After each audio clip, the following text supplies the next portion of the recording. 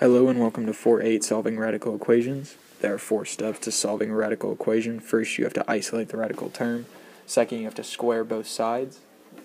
Third, you have to solve for x. And fourth, you have to check if it's an extraneous solution or not. So the first thing that you would do is square this and square that. And you 7x minus 18 equals 25 because the radical would cancel, and then you'd square 5 to get 25. You next add 18 to both sides, and you get 7x equals 43, and then you'd have to divide by 7, and you'd get x equals 43 over 7. Alright? The next thing that you would do on number 2, you would first have to subtract 1 to both sides, and so you'd get 3x minus 8 equals 2. You'd have to square this and square that, and you get 3x minus 8 without the radical because the square root cancels it out, and you'd get 4 because you'd have to square 2. Next you would add 8, and you'd get 3x equals 12. You would next divide by 3,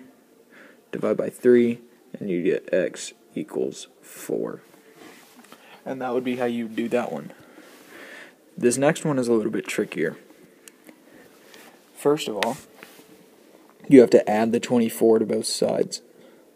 So add 24, and you get 8 with 3x equals 24. Next, you would have to divide by this 8, and you would get 3 root x equals 3. You would square this, or cube this, my bad, cube that.